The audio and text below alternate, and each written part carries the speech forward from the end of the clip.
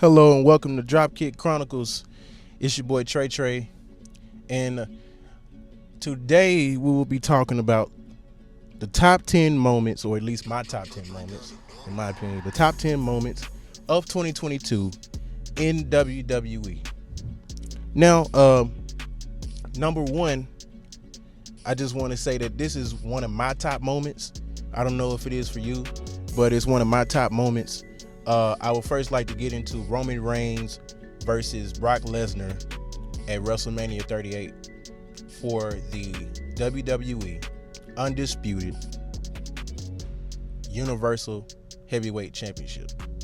Now, this match was a winner-take-all match. Roman Reigns being the Universal Champion at the time, and Brock Lesnar at the time being the WWE Champion. I want to get into this match, but not too much. This match was brutal. I talked about it about a few months ago. It was back in April. A few good things happened at WrestleMania. The WrestleMania had 2 nights. WrestleMania also had some legends return. Some great moments in there as well. But Roman Reigns defeated Brock Lesnar, and we have him being just like at the top of his game, being the top player, the top guy, whatever you want to call it. He's that. I want to get into number 2. I'm rolling through these quickly. I want to get into number 2 being Liv Morgan. If you know who Liv Morgan is, Liv Morgan used to be a part of NXT a long time ago. She was part of this group called the Riot Squad. And, ever since then, she's grown to be a top superstar in WWE. Liv Morgan, back at Money in the Bank, she won the Money in the Bank ladder match. Then I think on the same night, she cashed in on Ronda Rousey to become the SmackDown Women's Champion. And that was really a defining moment in her career. I really liked that they built her up, in the coming months. They built her up to win the Money in the Bank, the Women's Money in the Bank ladder match, and then the SmackDown Women's Championship on top of that. That was a really great moment. The next great moment is also one of my favorite, and everybody will agree it was one of the greatest moments in history. Cody Rhodes returned at WrestleMania, and he defeated Seth Rollins in his first match back in 6 years. This was really a pleasant surprise because I did not expect him to return like that. But I did hear that his contract in AEW was coming up, and it was coming to a close. But I didn't expect him to return to WWE like he did. He is now recovering from a torn pectoral muscle caused by him working out. The guy get it in, trust me. But I think they have plans for him to come back. I think at Royal Rumble, and then he's probably gonna feud with Cody Rhodes. Probably that's what I've been hearing. Kind of like I get to say that some dirt sheets in wrestling are,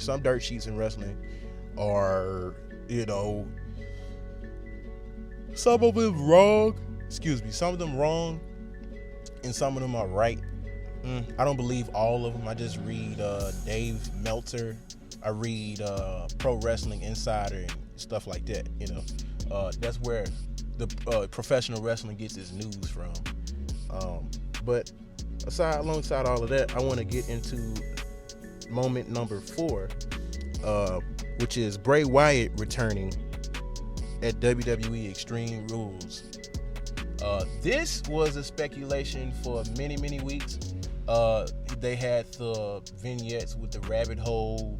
They had the butterfly vignettes glitching through the screens on Raw and SmackDown. And then it finally happened. He finally returned. They had the Firefly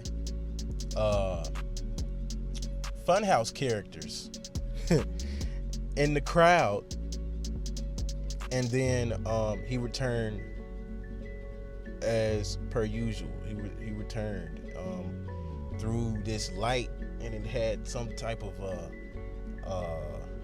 walkway in it. They actually filmed the old Firefly Funhouse set and everything. They had the music all glitching and everything like that. It was kind of like an eerie return. Of course, it's Bray Wyatt. Of course, it would be. And Bray Wyatt, he talked about, he's like, I know y'all want to see the Fiend. I know y'all want to see the monster, but I don't want to be that guy anymore. And he keeps telling the WWE universe that, I'm trying to be this wholesome person. I'm trying to be a better person. And he thanked them for it. He returned and he thanked the WWE universe for saving his life, so to speak. That's the exact words he said. He thanked him for saving his life because he was a different person and he needed, I guess, cleansing. He had time to really reflect on who he is. And, we all need that time to ourselves. So I really resonated with it. I really resonated with everything he said on Extreme Rules, and it's crazy because his return happened just when the show was about to end. I think the moniker had came up, the trademark moniker at the end of the show, it came up, and just when you thought that the show was going to end, the lights go out. And I was like, okay, all right, it must be they trolling us. Then the people put their cell phone lights in the air, the fireflies basically, and it was nothing short of a great return. Triple H has just been doing great this year. Ever since his takeover in July, it's just been so great.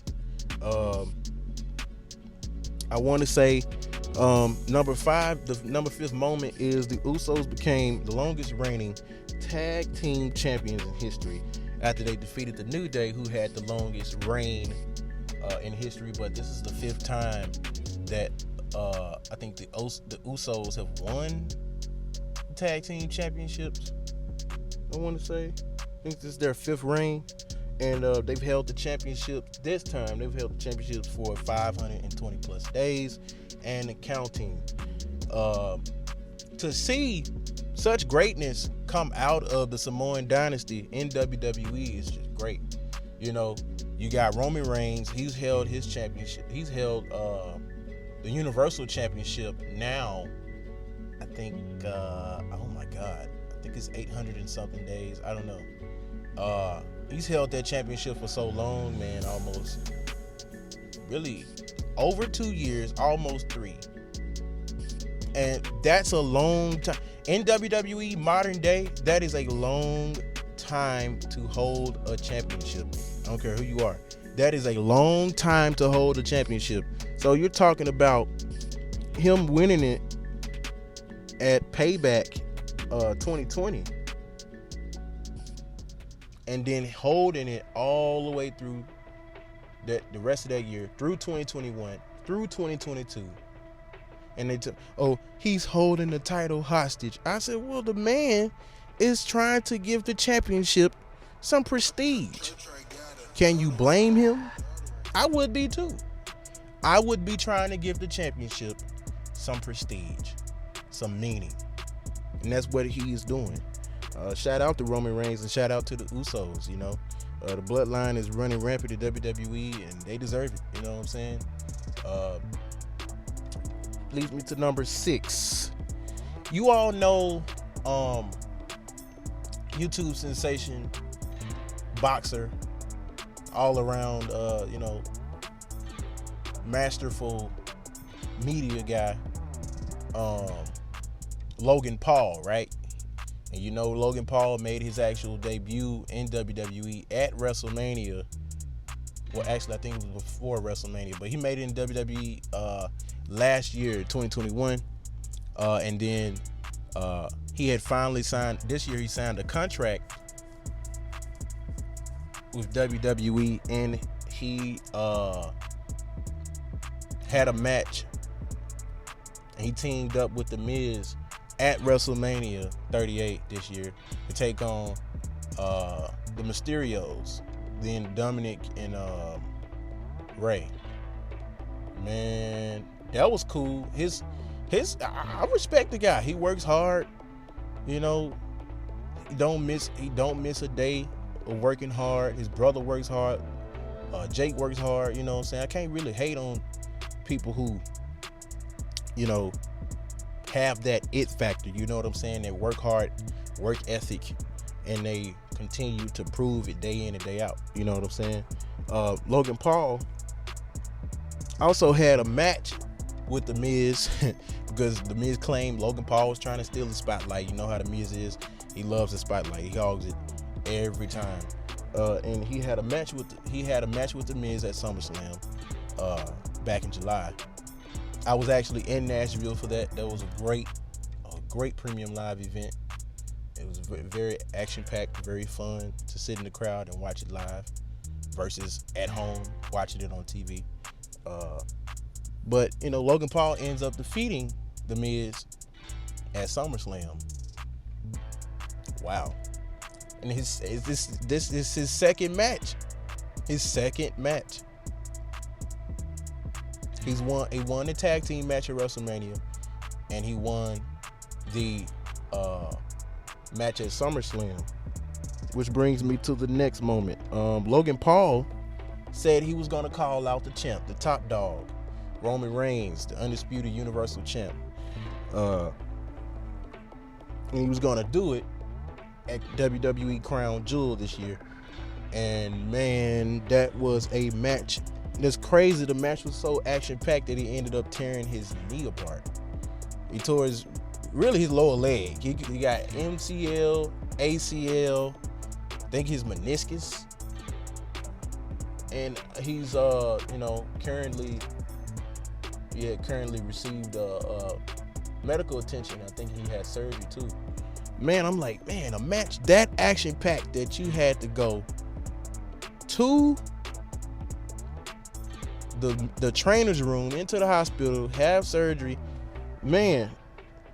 But you know, the biggest moment in that match was him jumping off of the top rope on the Roman Reigns, who was on the announce table, and he was actually streaming it, I think, on social media. I think via TikTok or like Instagram. And he held the phone in his hands, jumps off the top rope, lands it, and it's all live on social media. That's crazy. Nobody has ever done that. You put your top moment on social media and you're live, right? Nobody has ever done that. That's crazy, man. I am simply running through these. So number 8 is a good moment as well. I was excited to see these. It says superstars such as Braun Strowman, Johnny Gargano, Candice LeRae, and Dexter Lumis, and you know, just to name a few. There was a lot of superstars that returned this year. Those superstars returned after being released from WWE. Braun Strowman got released from WWE in the summer of 2021, I think June, and he wanted to come back. So when Triple H got in power, he just started bringing a whole bunch of people that got released. He started bringing them back. You know what I'm saying? And that was a good thing. I think that was just something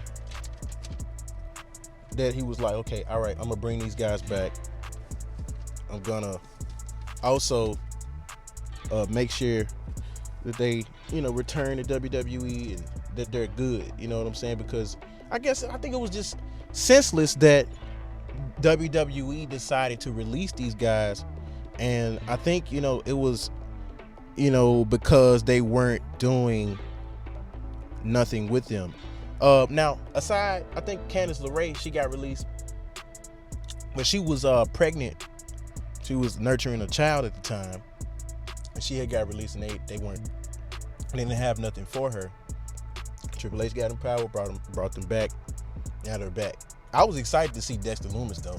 I'm like, I don't know why he got released. He was doing good in NXT, and he was riding high. He was about to get him an opportunity to win the North American Championship or NXT Championship. And I really wanted to see that, but they ended up getting rid of the guy. But that is that. I want to also get to moment number 9, which is Bianca Belair became the Raw Women's Champion at WrestleMania when she defeated Becky Lynch. This was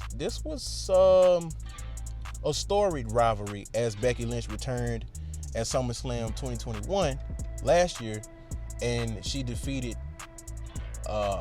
Bianca Belair for the SmackDown Women's Championship. Then we fast forward to WrestleMania, and Bianca Belair defeats her for the Raw Women's Championship. And then we fast forward also to SummerSlam this year, and Bianca ends up retaining in her home state of Tennessee. She is from Knoxville. We were in Nashville for SummerSlam, which I think that was unique. I don't think Nashville really had a major WWE premium live event before ever. So you talk about that and how Bianca Belair has become like the top star in the women's division, and she runs the women's division on Raw, defeating all comers. The strongest, the roughest, the toughest, the quickest, the best. The EST of WWE, man. And this leads me to my last point, my last moment. Number 10. We all know the beer swilling, loudmouth, in your face. Kevin Owens reminds me of him. We know Stone Cold Steve Austin.